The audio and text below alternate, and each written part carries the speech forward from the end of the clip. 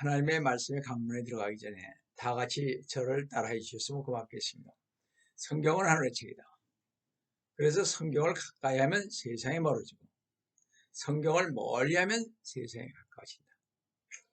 오늘도 주님 안에서 여러분과 함께 은혜의 말씀을 나누려고 하는 것은 아까 봉독해 올린 에스겔서 38장 1절에서 11절과 또 39장 9절에서 12절 또 요한계시록 6장 4절로서 마지막 때에 성경을 여는 종말론 강의 82번째 제3부 요한계시록 강의 23번째 러시아는 왜 이스라엘을 원하는가 라는 제목으로 이 시간 은혜를 나누려고 합니다. 2600년 전 바벨론 포로로 잡혀간 유대인 중 한 명인 에스겔은요, 유대인들이 이스라엘 본토로 귀환하는 미래를 에스겔서 37장에서 예언을 했습니다. 유대인들은 예수 그리스도님을 배척함에 따라 지난 2000년 동안 전 세계로 흩어져 방랑 생활을 했습니다. 이렇게 하나님께 불순종함으로 2000년 동안 나라 없이 세계 속에 흩어져 살던 이스라엘 백성들이 무화과 나무에 싹이 나듯이 하나님께서 아브라함에게 주시겠다고 약속한 그 약속하신 땅으로 돌아와 1948년 5월 14일 나라를 세웠습니다. 지난 2000년간 평화의 도시 예루살렘은 이방인들에게 짓밟히는 수모의 역사를 안고 있습니다. 여러분이 잘 알다시피 솔로몬이 성전을 건축한 이래로 이방 민족들에게 36회의 지배를 받았으며 10회의 멸망을 당했다. 그 성전이 역사의 마지막 시대와 도전과 갈등과 격전 앞에 놓여 있습니다. 비록 이스라엘이 예루살렘을 완전히 차지하였으나 그들의 거룩한 성전이 서야 할 그 자리에 지금은 이슬람의 오마르 사원이 자리 잡고 있습니다. 만약 이스라엘이 이 오마르 사원을 그 이슬람의 오마르 사원을 헐고 그들의 성전을 짓게 되면 이스라엘과 중동연합국 사이에 엄청난 전쟁이 일어나게 될 것입니다. 바로 인류 역사의 시계바늘과 이스라엘은 지금 12시 5분 전의 시간에 놓여 있다고 말들을 하고 있습니다. 여러분, 그래서 교회와 성도들은 이스라엘의 현실 속에 숨겨져 있는 하나님의 시간표를 성경을 통해 볼 수 있는 영안이 열려 있어야 한다는 것입니다.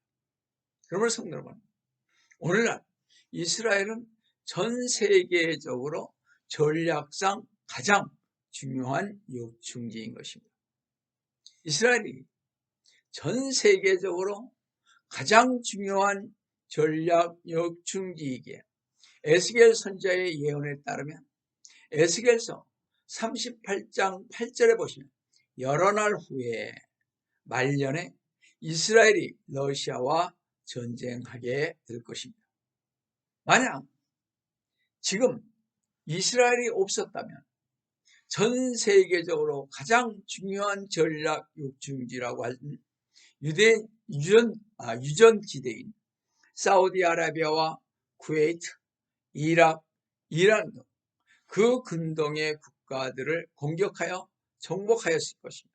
그로 인해 러시아가 아랍 주변 국가들의 유전을 손에 넣었을 것입니다. 그러나 미국의 지원뿐만 아니라 이스라엘의 배후에서 조종하시는 하나님과 훌륭한 군대가 있었기에 유전을 손에 러시아가 넣을 수 없었던 것입니다. 2600년 전에 하나님께서는 에스겔 선지자를 통하여 이스라엘 민족을 다시 회복시킨 후에 마곡이라는 나라를 세워 이스라엘을 칠 것이라고 예언하였습니다. 그럼 첫 번째로 곡과 마곡은 어느 나라인가 하는 것입니다. 에스겔서 38장 1절에서 3절을 보시면요, 주의 말씀이 내게 에스겔에게 임하여 말씀하시느니라. 2절에 인자야 너는 곡과 마곡 땅과 메섹과 두발의 최고 통치자를 대적하여 내 얼굴을 두고 그에 대하여 예언하여 말하라. 주 하나님이 이같이 말하노라. 보라, 오 메섹과 두발의 최고 통치자 고가, 내가 너를 대적하라. 에스겔 선지자는 이 북방의 최고 통치자는 마곡의 땅과 메섹과 두발의 통치자 곡이라고 했습니다. 이 말은 북방의 최고 통치자와 민족의 부족 계보를 말하는 것입니다. 따라서 곡은 나라의 지도자의 상징적 명칭이고, 마곡은 곡의 거주지로서 메섹, 두발이라고 불리우는 고대 민족의 최고 통치자인 왕인 것입니다. 자, 이 고대 민족들이 누구인지 알려면 창세기 10장 2절에서 보시면 노아의 아들인 야벳의 아들들은 고멜과 마곡과 마대와 야왕과 두아발과 메섹과 티라스여 해서 보듯이 야벳의 둘째 아들은 마곡이라고 그랬습니다. 또 두발은 다섯째 아들이죠. 메섹은 여섯째 아들인 것을 알 수가 있습니다. 자, 제1세기에 그 유대의 역사가인 요세푸스는요, 마곡이 헬라인들에게는 스키디안이라고 불리웠으며 흑해 근방에 살던 부족이라고 말했습니다. 지금의 흑해 지방이죠. 메섹은 모세 부인으로서, 모세 부라는 민족으로서 말이죠. 또 두발은 토베린인데 19세기 초엽에 대히브리학자 윌헬름 게세나우스는 히브리어 사전에 메섹은 모시아 산지에서 거주한 모시족의 조상으로서, 이 모시는 이 도시명이 모스코, 즉 모스크바의 어원이라고 합니다. 따라서 메섹은 모스크바를 뜻하는 것이죠. 또 두발은 모시 서쪽 흑해 연안에 사는 티베린이었는데 옛 소련의 그루지아 지방에 있는 수도인 트빌리스로서 두발에서 파생된 이름인 것입니다. 그들은요, 북동쪽으로 이주하여 그들 부족의 이름을 따서 강의 이름도 도불이라고 했죠. 도불, 러시아에 보면 나옵니다. 도불스크라는 유명한 도시 이름이 붙여졌던 것입니다. 그럼 과연 최고 통치자 곡은 어느 민족을 가리키는가? 이 최고 통치자라는 히브리어로 로스라는 말인데 꼭대기, 머리라는 뜻입니다. 대히브리학자 윌헬림 게세니우스는요, 히브리 사전에서 로스는 그 당시 북방 볼가 지방에 사는 부족들의 명칭인데, 러스 혹은 러시아 민족의 유래가 된 이름이라고 말했습니다. 그러므로 최고 통치자 북방 곡은요, 러시아 민족인 것입니다. 그래서인지 1967년 6.1 전쟁으로 고대 국경을 거의 회복한 모세 다얀 장군은요, 말하기를 다음 전쟁의 상대는 아랍이 아니라 러시아라고 말했습니다. 에스겔 선지자도 2600년 전 에스겔서 38장 14절에서 16절에서 이렇게 말하고 있습니다. 그러므로 인자야, 그러므로 에스겔아, 고객에 예언하여 말하라. 아까 곡이 뭐라 그랬습니까? 러시아라 그랬죠. 로스, 러시아. 자, 곡에게 예언하고 말하라. 주 하나님이 이같이 말하노라. 내 백성 이스라엘이 안전하게 거하는 날에 네가 그것을 알지 못하느냐. 이스라엘이 안전하고 평안할 때 북방 나라인 곡인 러시아가 침략할 것이라는 것입니다. 15절에 네가 북방에서 많은 백성과 더불어 내 지역으로부터 오리니 그들 모두가 말을 탄 큰 집단이며 막강한 군대라. 지금요, 러시아는 말을 타고 싸우는 기병대를 육성하여 레이더망이나 어떤 것에도 걸리지 않고 신속하게 기습 공격을 할 수 있는 말을 탄 기병을 훈련하고 있다는 사실입니다. 또 16절에 네가 내 백성 이스라엘을 대적하여 구름이 땅을 덮듯이 올라오리라. 이것은 훗날들에 있을 것이다.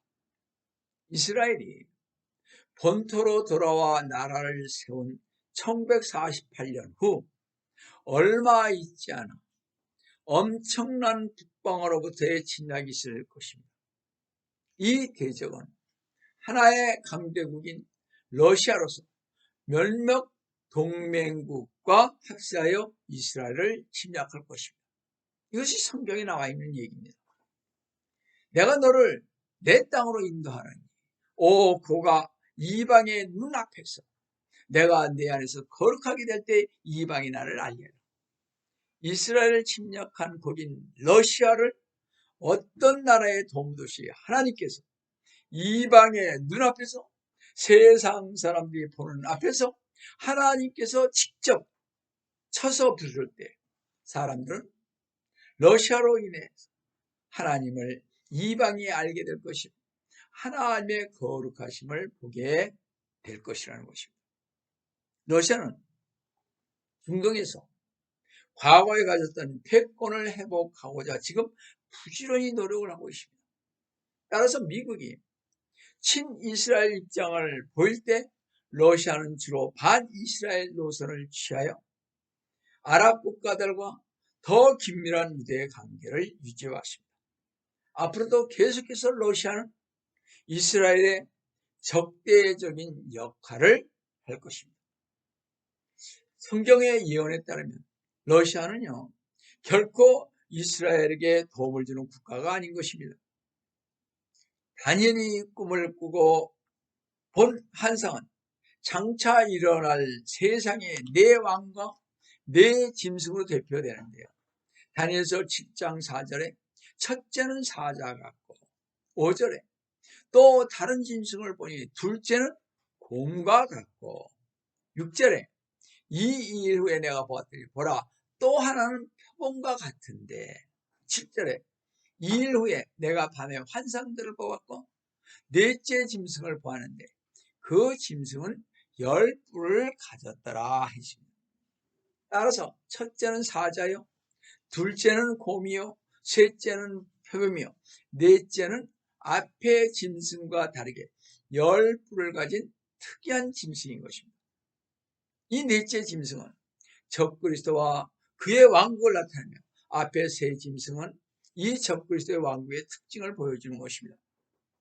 이 10뿔을 가진 넷째 짐승은요 느부갓네살 형상에서 10발가락에 해당되는 이 10발가락에 해당되는 왕국 역시 마지막 시대의 적그리스도의 왕국을 나타내는 것입니다. 그것이 다니엘서 2장 41절에 나와 있는 말씀이죠. 나중에 제가 적그리스도에 관해서 자세히 말씀드리겠습니다.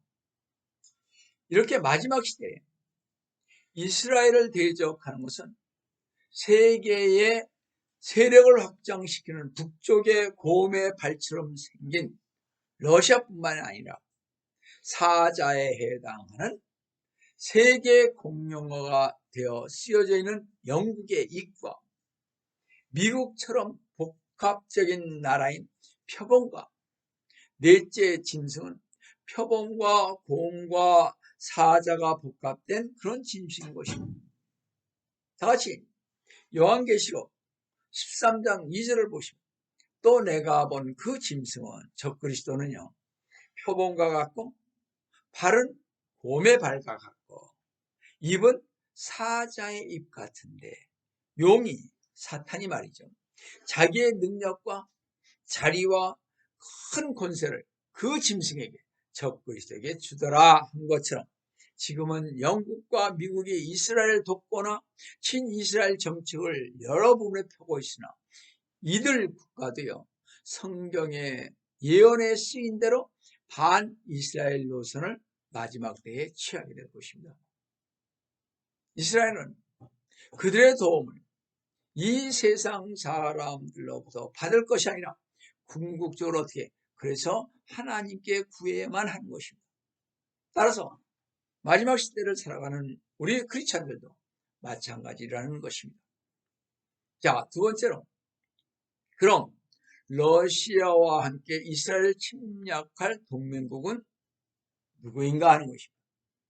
에스겔서 38장 5절에서 6절을 보시면 그들과 함께한 러시아와 함께한 페르시아와 이디오피아와 리비아인데 그들 모두는 방패와 투구로 갖추었고 6절에 고멜과 그의 모든 부대인데 북쪽 지방의 토갈마의 집과 그의 모든 부대이며 너와 함께한 많은 백성이라.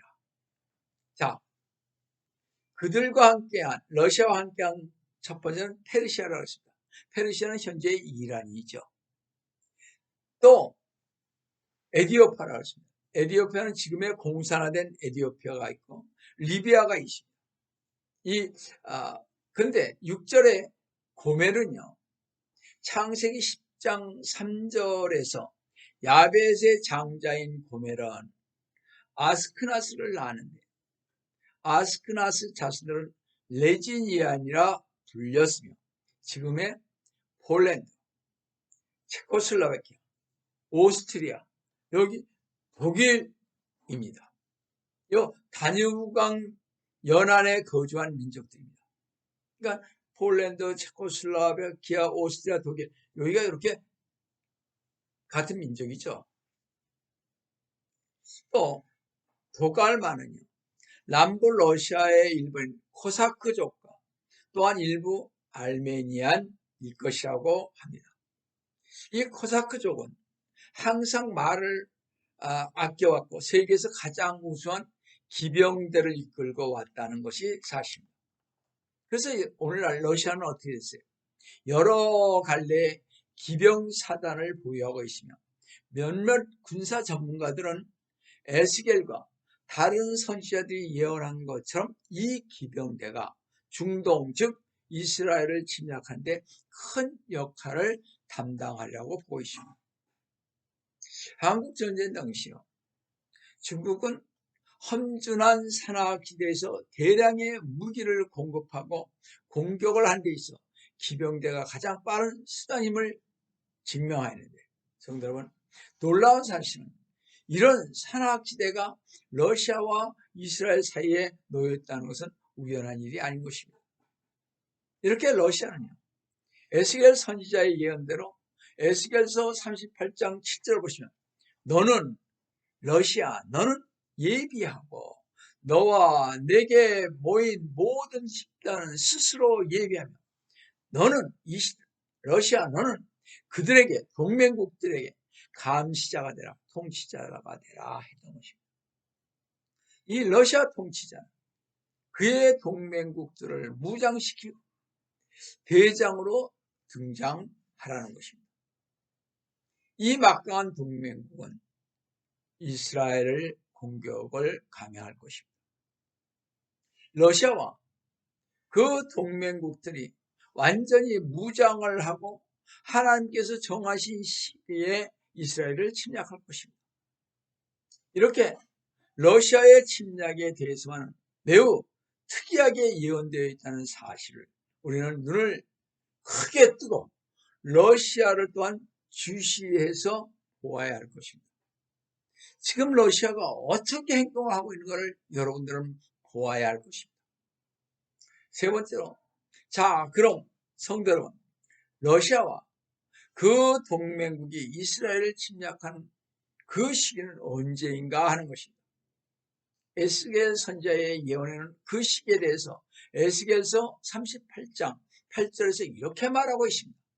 여러 날 후에 내가 감찰받게 되리니, 말년에 말이죠. 네가 칼로부터 되찾고 많은 백성 가운데서 모아진 그 땅에 이르러 항상 황폐하였던 이스라엘 산들을 대적하리라. 이때의 말년은요, 하나님께서 약속의 왕국인 천년 왕국을 세워 예수 그리스도님께서 통치하는 메시아로서 오실 재림 직전의 시기를 말하는 것입니다. 에스겔 선지자의 예언의 사건들을 특별하게 보면요, 순서가 연대적으로 되어 있습니다. 에스겔 36절과 37장에서는 이스라엘 민족이 다시는 분산하지 않고 팔레스타인으로 돌아온다는 것입니다.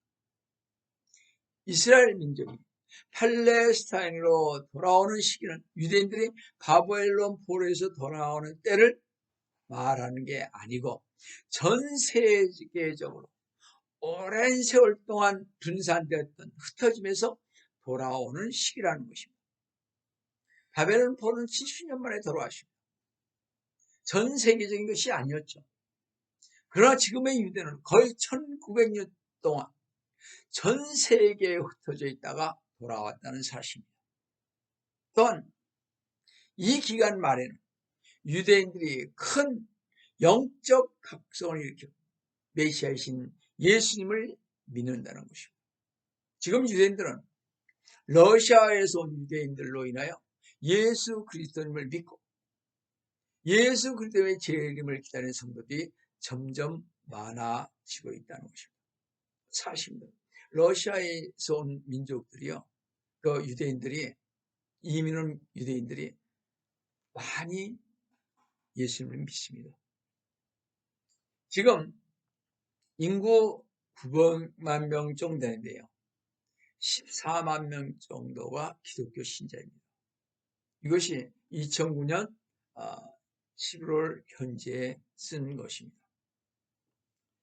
자, 유대인들에게 이렇게 영적 회복이 서서히 일어나는 지금 이 시대에, 말세라고 하는 이 시기에 러시아는 이스라엘을 침공할 것입니다.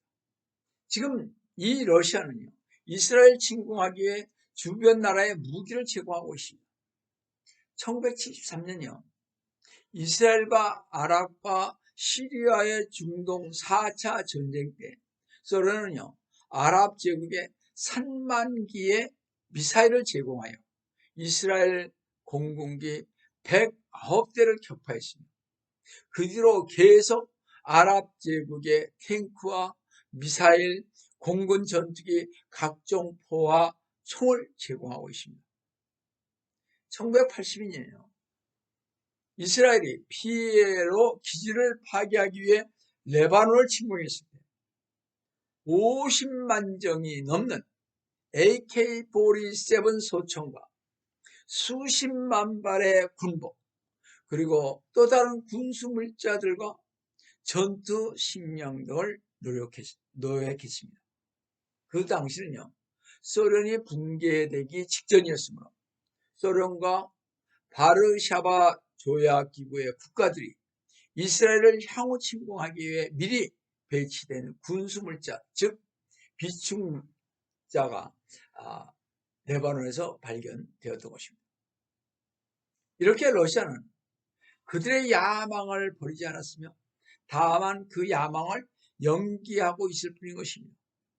오늘날 러시아는 에스겔 38장과 39장에서 열거하고 있는 모든 나라와 동맹관계를 유지하고 있다는 것입니다.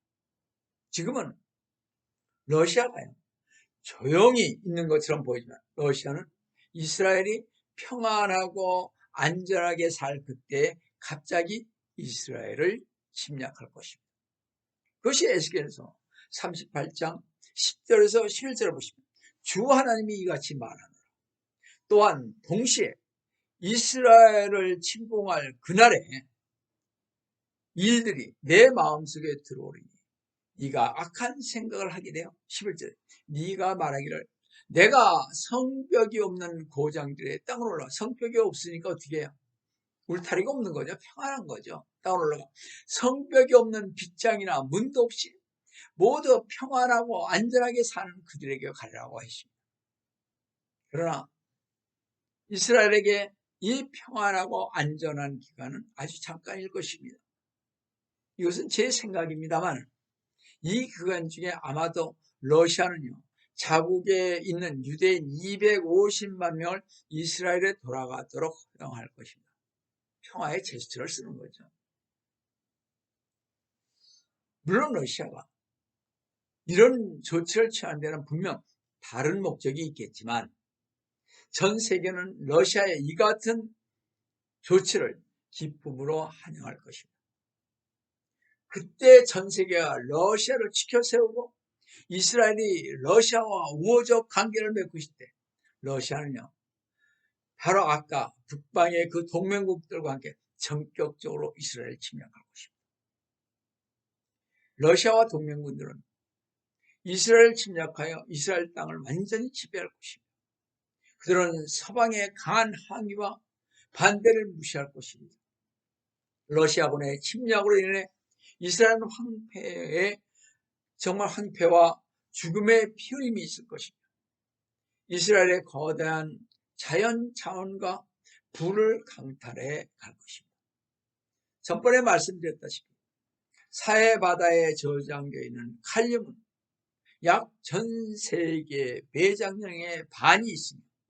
사해에는요, 각종 광물이 있는데 모두 합하면 약 12조 달러에 달한다고 합니다. 그것은 미국에요, 2010년 예산이 3조 5천억 달러였거든요. 2010년에. 그러니까 미국 예산의 4배가 달하는 물질이 바로 사해에 묻혀 있다는 것입니다. 그러나 하나님께서 러시아로 하여금 이스라엘에 침략하게 하시는 분명히 뜻이 있기 때문입니다. 즉 러시아는 전 세계에 보여줄 가장 큰 교훈, 즉 어떤 나라도 이스라엘 백성을 박해하여 성공할 수 없다는 것을 분명히 나타나시기 위해 러시아를 사용했던 것입니다. 우리가 분명히 알아야 할 중요한 것은요, 하나님께서는 유대인을 박해하는 자에게는 친히 치신다는 것입니다. 러시아가 군대를 보내며 이스라엘을 침략할 때 반드시 하나님의 진로가 시작될 것이라고 에스겔서 38장 18절에서 19절에서 이렇게 말하고 있습니다. 주 하나님이 말하노라. 거기 러시아가요, 이스라엘 땅을 치러 오는 그때 내 진로가 내 얼굴에 나타나리라. 내가 하나님이요, 내 질투와 내 진로의 불 속에서 말하였나니 그 나라에는 이스라엘 땅에 반드시 큰 진동이 있어서 하나님께서는 러시아의 이스라엘 침공이 어떻게 끝날 것인지를 분명히 말씀하고 계십니다. 하늘이 열리며 하나님께서 한 심판을 하늘에서 쏟아 러시아의 군사력과 동맹국의 군사력을 쓸어 없애버릴 것입니다. 심한 지진이 일으킬 것이며 이스라엘 주위의 땅은 지진으로 크게 흔들릴 것입니다. 이 지진으로 러시아 병사들이 혼란을 일으켜 아마 서로 죽일 것입니다. 이게 에스겔서 38장 21절을 보시면 주 하나님이 말하노라. 내가 내 모든 산 구석구석에서 그를 대적할 칼을 부를 것이요 각 사람의 칼이 자기 형제를 칠 것이라 하십니다. 바로 하나님이 이렇게 하실 것입니다. 또 각 전염병이요 러시아군을 습격하고 동시에 비와 우박이 범람할 것이며 만일 이것으로도 여의치 못하면 불과 유황이 저희들에게 내릴 것입니다.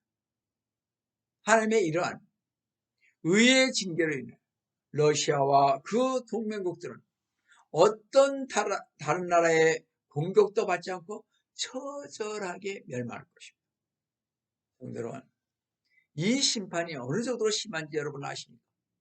에스겔서 39장 9절과 12절을 보시겠습니다. 이스라엘 성읍들에 거하는 자들이 나가서 무기들의 불을 놓아 태우니 작은 방패들과 큰 방패들과 활들과 화살들과 몽둥이들과 창들이라.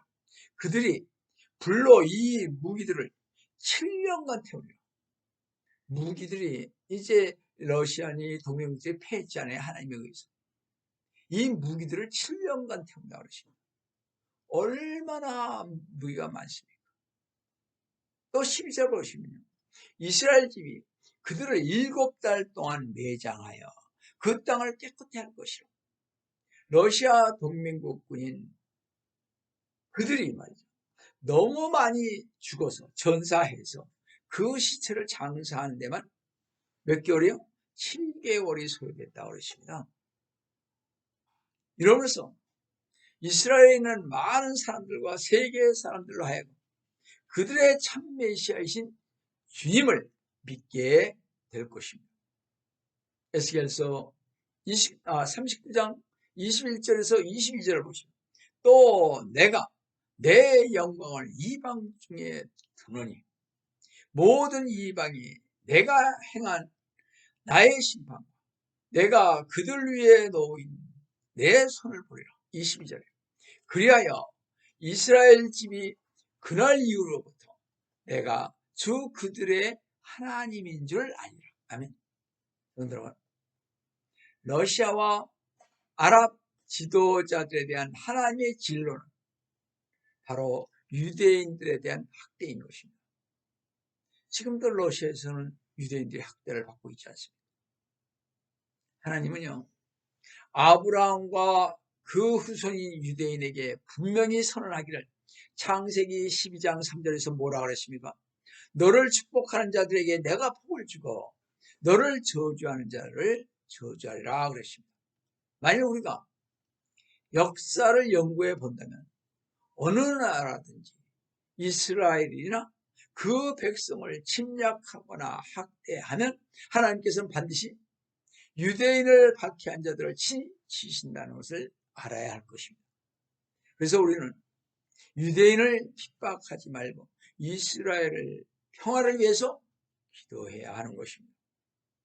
여러분, 우리는 이 일들이 즉 러시아와 동맹국들이 이스라엘 침략하는 일들이 성취되는 것이 언제일지는 모르지만 또 얼마만큼 시간이 걸릴지는 아무도 모릅니다만 우리는 지금 그 시기에 살고 있다는 사실, 주님께서 재림하실 날이 멀지 않았다는 것을 분명한 사실이기에 그 어느 시대 더 현실로 다가오는 이때 우리 모든 믿는 성도들은 오늘날 주님께서 맡기신 사역을 잘 감당하여 하나님께서 주시는 지혜 안에서 신실한 믿음의 청지기가 되어 주님을 기다리며 재림을 사모하는 우리 성도 여러분 되시기를 석효를 하신 주 예수 그리스도님의 이름으로 축원드립니다. 다 같이 기도하겠습니다.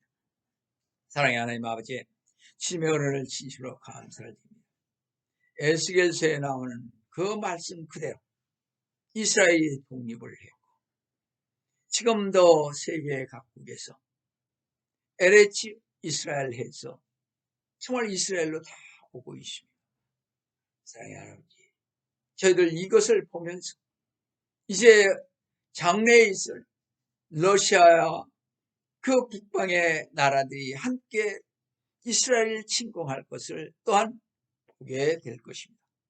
주님, 이 재림 때 일어날 또 대환란 때에 일어날 이 일들을 주님, 저희들 보지 않고 모두 다 휴거될 수 있도록 도와주시기를 원합니다.